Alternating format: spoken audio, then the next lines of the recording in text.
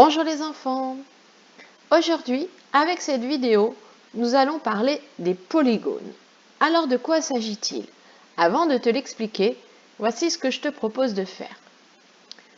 Observe donc le document que je te propose. Sur ce document, tu vois qu'il y a 10 figures planes qui sont représentées avec chacune un numéro. Pourquoi est-ce qu'on appelle ça des figures planes? Parce que ce sont des figures qui sont simplement tracées, dessinées sur une feuille à plat, tout simplement. Ces figures planes, je voudrais que tu m'aides à les ranger, à les trier.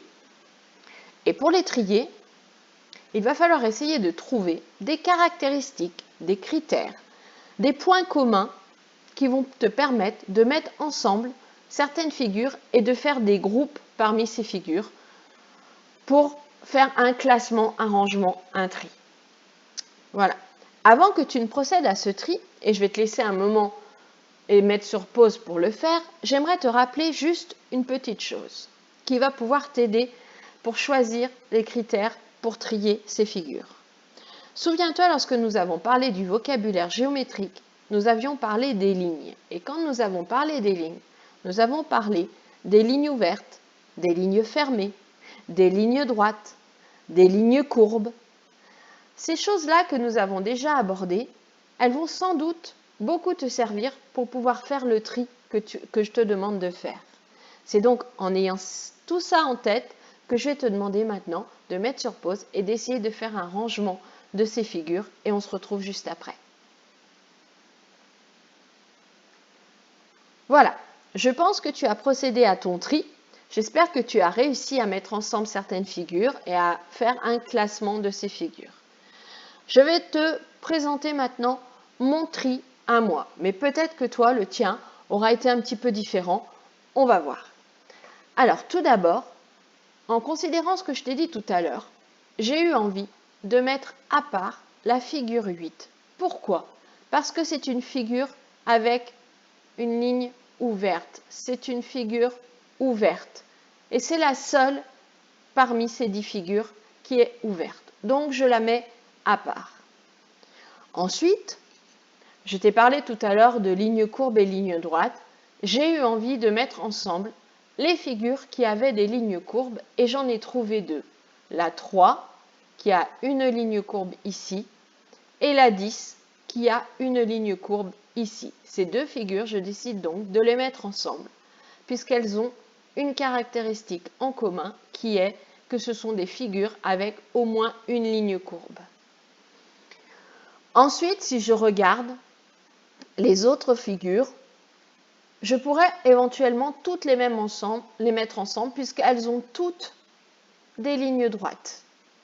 Donc, ça me ferait un rangement en 3 groupes.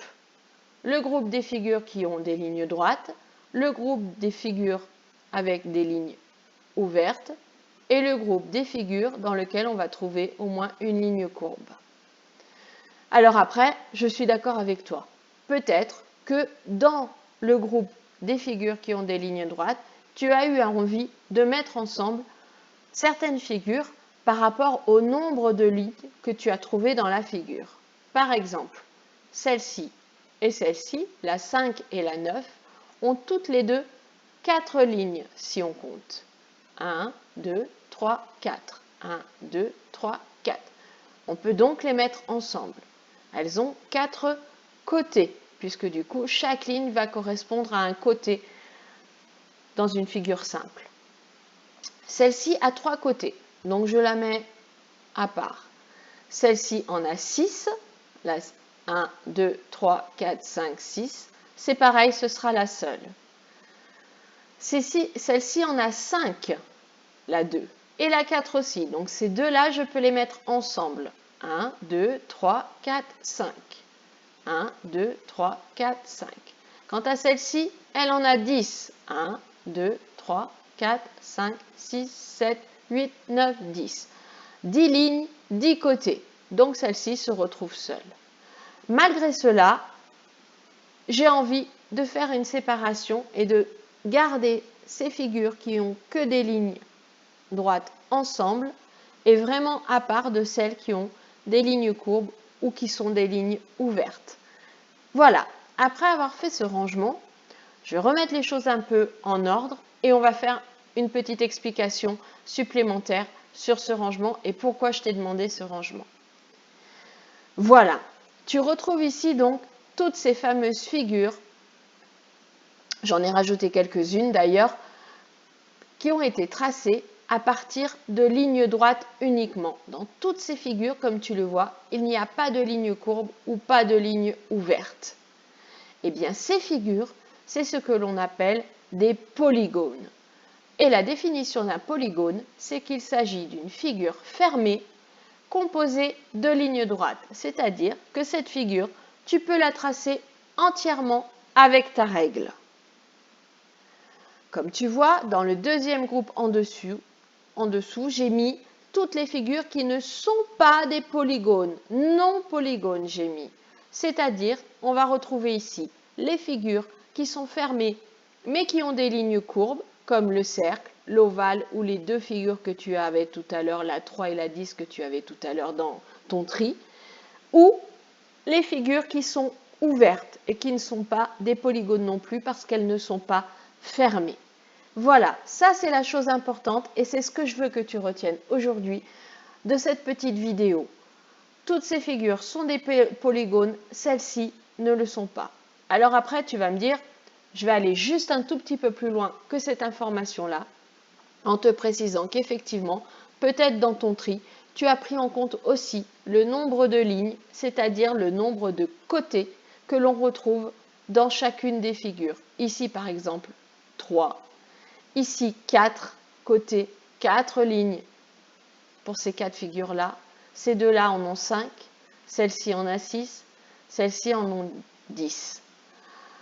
Du coup, tu verras plus tard que ces figures vont pouvoir aussi, effectivement, à l'intérieur des polygones, on va pouvoir faire d'autres groupes de figures en fonction du nombre de côtés. Ainsi, dans les polygones, les figures qui ont 3 côtés, on les appelle des triangles. Celles qui ont 4 côtés, ce sont des quadrilatères. Et dans les quadrilatères, tu vas retrouver le carré et le rectangle et le losange, que tu connais peut-être sans doute déjà. Et ensuite, après, il y a d'autres figures avec des noms particuliers qui sont des noms trop compliqués pour le niveau de CE1, ou alors des figures qui sont tout simplement avec un certain nombre de côtés et qui n'ont pas de nom particulier, comme la figure 10 par exemple. Voilà. Mais ce que je voulais que tu retiennes vraiment aujourd'hui, c'est déjà de faire la différence entre les figures qui sont des polygones, donc je te rappelle, des figures fermées, composées de lignes droites et que l'on peut donc tout entièrement tracer avec la règle, et de faire la différence avec celles qui ne sont pas des polygones, c'est-à-dire qui ont soit des lignes courbes, soit qui sont des figures ouvertes. J'espère que tu as bien compris et retenu ça. Ça te servira pour la suite de travail en géométrie sur les figures tout au long du travail de géométrie. Voilà, je te souhaite bon travail et à bientôt.